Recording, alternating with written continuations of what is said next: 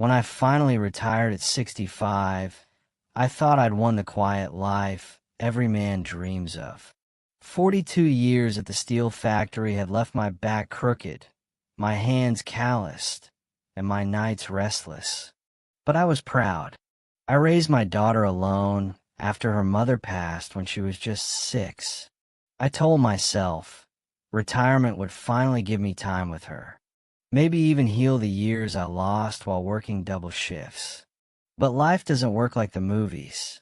The first week after retirement, my mornings were filled with silence. No alarm clock, no factory whistle, no clanking of machines. Just silence. And in that silence, I noticed something I'd been too busy to see all these years. My daughter, Anna, was no longer the little girl who waited at the window for me. She was 31 now, a woman with a career, friends, and a life too fast for an old man like me. At first, I tried to hide my loneliness. I cooked breakfast for 2, even though she lived across town. I dialed her number, hung up before the first ring. I even took long bus rides just to pass by her office building, hoping to catch a glimpse of her rushing to work.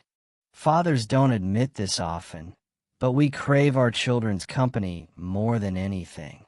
It's not the house, not the pension, not the little medals they gave us at retirement dinners. It's their time, their voice, their laughter in our kitchen. One Sunday, I asked her to visit. She said she was busy. Next week, same thing. Soon, my calls went straight to voicemail. I told myself she was just working hard, chasing dreams like I once did. But deep down, I felt abandoned. Retirement didn't feel like freedom anymore. It felt like exile. And then, something happened that changed everything. One evening, while eating soup alone, I turned on the TV. A news story came on about a retired man in Ohio who passed away, and no one found him for 2 weeks. His daughter lived only 15 miles away. They said loneliness kills faster than illness. I stared at the screen, my spoon frozen in midair. That man could have been me. That man might be me one day. That night, I couldn't sleep. Memories flooded back. The nights I carried Anna on my shoulders when she was little. The mornings I tied her shoelaces before school. The promises I made to her mother's grave. She will never be alone. But here I was alone, and my daughter didn't even notice. Or maybe she didn't care. Fathers won't say it out loud, but loneliness after retirement feels like slow death. We watch our children build lives we're no longer part of. And the scariest part? We don't know how to ask for love without sounding weak. That's when I decided I wouldn't fade quietly like that man on the news. If Anna wouldn't come to me, I'd go to her. And what I discovered nearly broke me. I still remember the day I decided to go see her. It was a Tuesday morning, the kind where the sun doesn't really shine. It just hangs there, tired like me. I put on my old denim jacket, the one Anna once bought me on Father's Day when she was 15, and I told myself, she'll be happy to see you. She's just been busy. But my heart, it didn't believe my mouth. The bus ride across town felt longer than the night shifts I used to work. Every stop, I rehearsed what I'd say. Hi, sweetheart, just thought I'd drop by. Or maybe, your old man was in the neighborhood. But who was I kidding? I was going there because I was lonely, and loneliness makes a man desperate. When I reached her apartment building, I froze. The place was nothing like the home I imagined for her. Paint chipped off the bricks, trash piled near the entrance, neighbors arguing in the hall. This wasn't the picture I carried in my mind of my successful, independent daughter. I wondered why she never told me. I climbed the stairs, every creak of the steps echoing my heartbeat. I knocked. No answer. I knocked again. Finally, the door opened a crack, and there she was, my Anna. But not the Anna I remembered. Her hair was messy, her eyes red, as if she hadn't slept in days. She tried to smile, but it was the kind of smile you give when you don't want someone to know you've been crying. "Dad, what are you doing here?" she asked, surprised, maybe even nervous. "I was in the neighborhood," I lied. My voice cracked. Fathers aren't supposed to sound weak in front of their daughters, but mine did. She hesitated, then let me in. Inside, the apartment told me everything her words never did. Piles of unopened mail, dishes stacked high in the sink, bills scattered across the coffee table. And then, the silence. Not the comfortable kind you share with family, but the heavy kind that suffocates.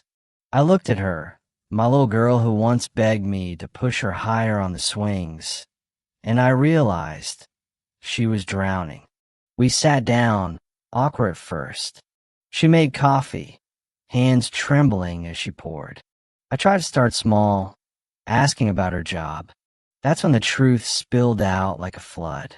She'd lost her job months ago. Rent was overdue. She was working nights at a diner just to scrape by. She hadn't told me because she didn't want to burden me. Burden me? After all those nights, I worked myself half dead to keep food on her plate. After every promise I made her mother that I'd protect this child with my life, she thought telling me the truth would burden me. That cut deeper than any factory injury ever could. I wanted to be angry. Angry at her for hiding it. Angry at myself for not noticing sooner.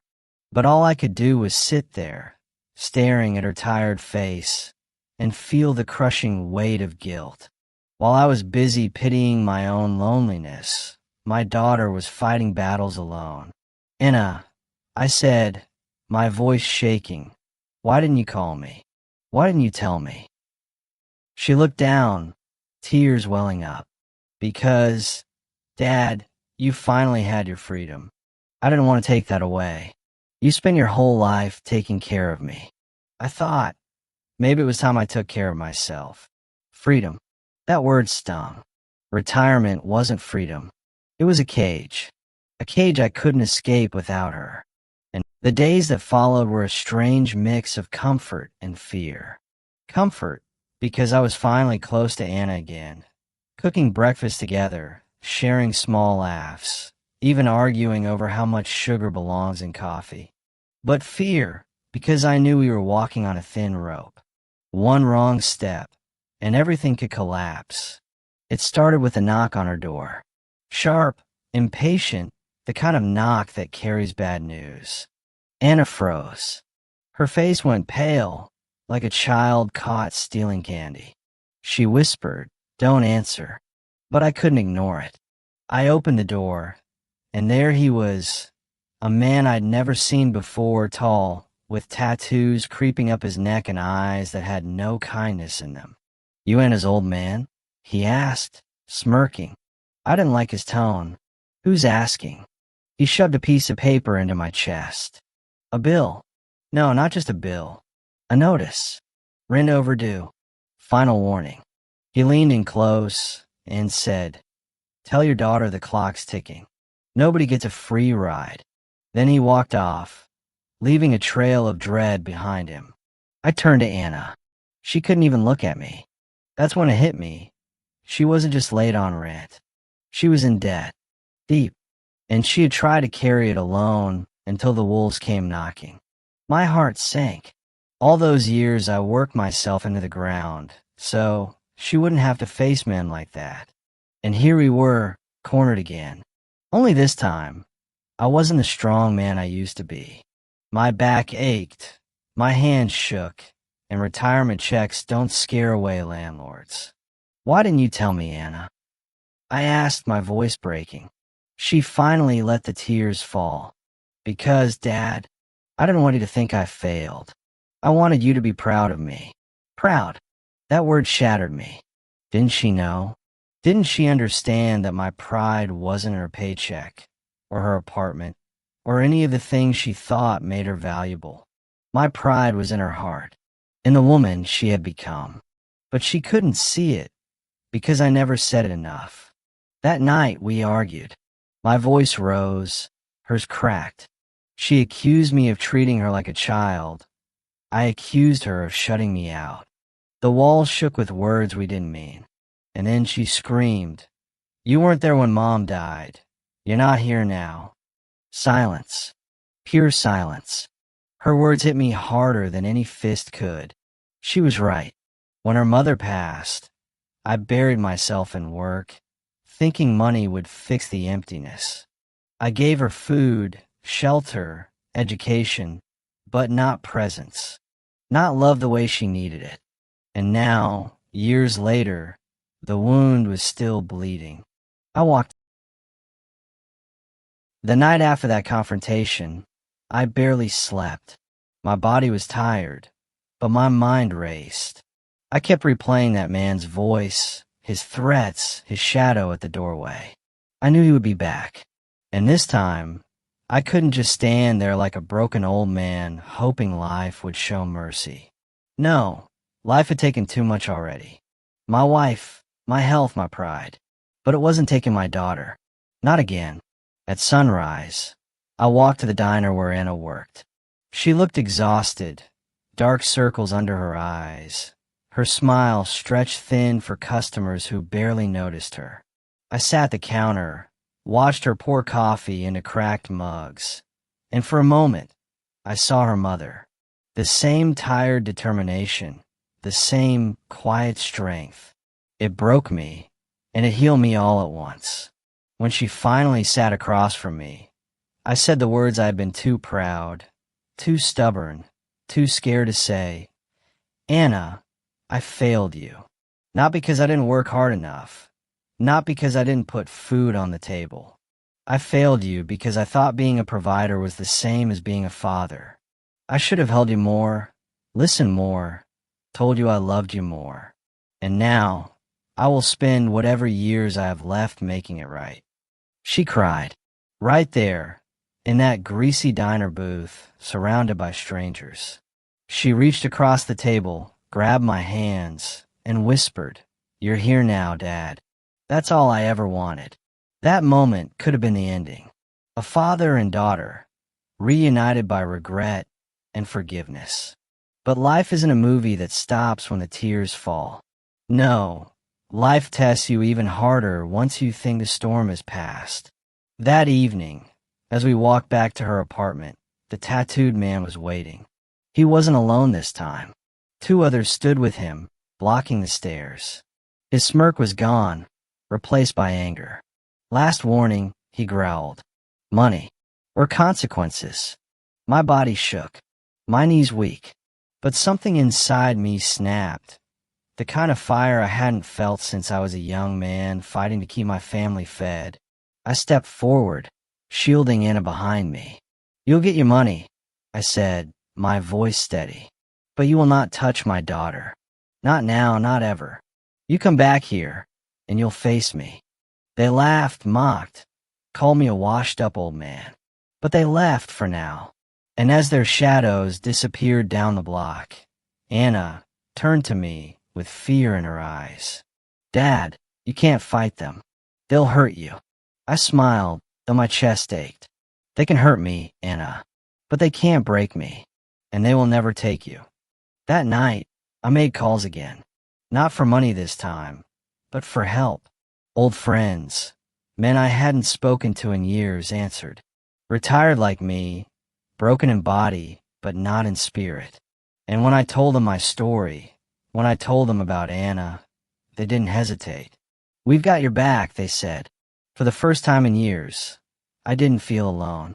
Together, we raised enough to cover her debt, to clear her name. But more than that, we stood as a wall of fathers, of men who had been beaten down by life but still stood tall when it mattered. And when those men with tattoos came back, they didn't find one old man trembling. They found a father who had called in every ounce of love, loyalty, and brotherhood he had left. They didn't stay long after that. Sometimes strength isn't in fists. It's in the unity of people who refuse to bend. When the dust settled, When Anna's debts were cleared and her life no longer haunted by knocks at the door, I finally felt something I hadn't in years: peace. Not the kind that comes from silence, but the kind that comes from knowing you've done right by the ones you love. Weeks later, we stood together at the park where I used to take her as a child. The swings creaked in the wind, kids laughed in the distance, and for the first time, we talked without walls between us. She told me about her dreams, about how she wanted to start fresh, not just surviving paycheck to paycheck, but building something of her own. And she asked if I would stay close, help her through it. I laughed through tears. Anna, I'll be there until my last breath. And even after that, my love won't leave you. Retirement had once felt like the end of my story. But as I looked at my daughter, as I watched her smile with hope instead of fear, I realized something powerful. Retirement isn't the end. It's a second chance. A chance to rebuild what was broken, to love deeper, to fight harder for the things that truly matter.